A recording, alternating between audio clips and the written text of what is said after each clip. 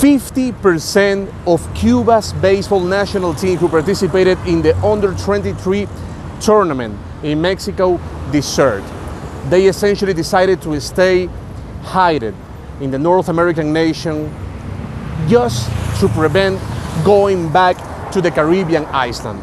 Of course, we're talking about a massive issue that made the entire world remember those episodes where many Cuban artists and many Cuban sports players essentially decided to leave the Caribbean island no matter what. Especially, of course, because of the widespread crisis that the country was experiencing and the oppression suffered by the communist regime of the Castro's brother. Well, the situation of MMA fighter Joel Romero a couple of years ago was another famous case of a Cuban sports player deserting his country. We have been experiencing a weird situation in which we have seen a couple of years in which this Cuban sports player, that there wasn't more desertions in this country.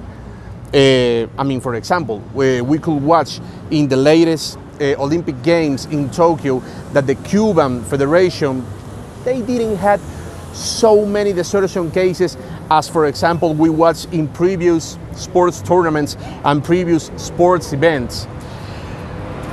Of course, this is quite incredible because the Cuban baseball national team only had 24 players who participated in Mexico. Of those 24 players, 12 of them decided to desert. They decided to stay in Mexico. So the reason behind this reality is essentially the fact that things haven't changed that much in the Caribbean island over the last few years, even when Cuba changed of president, with many people around the world hoping for a more democratic approach from President Miguel Díaz-Canel. However, the widespread crisis remains, and there are still many Cubans who live under extreme poverty. There are, of course, massive oppression against the citizens. Freedom of expression doesn't exist in the country, and the COVID pandemic, with the lockdown restriction to contain its spread, only made things worse. So many people are watching this situation and asking themselves, how can Cuba get solved? How is this situation could finally end? And the truth is, it is quite possible that it never ends, especially because this dictatorship is essentially the root of this crisis in Cuba. That is an undeniable fact. So if the tyranny remains in the Caribbean island, there will be no chance of any type of improvement on the Caribbean island. We're talking about a nation that keeps living as in the past, that keeps living under the same conditions when Fidel Castro essentially ruled his socialist revolution in the island.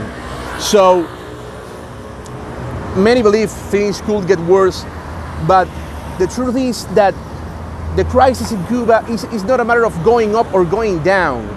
The problem is that it remains exactly the same at all moments, especially in this situation, especially when its biggest ally in the region, which was Venezuela, with the petrodollars, the corruption in Venezuela, the widespread crisis in Venezuela, destroyed the oil company, which made that the Cuban regime couldn't get the money that Venezuela essentially gave them for free.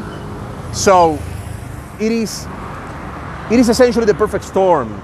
The Cuban regime is currently experiencing the perfect storm, to the point where authorities are now saying that the current situation in the island could be compared as the one of the early 90s when the Soviet Union disappeared, and the government called it el periodo especial, the special period, which was nothing more than an euphemism to label the horrible crisis that the island was experiencing, which included malnourishment.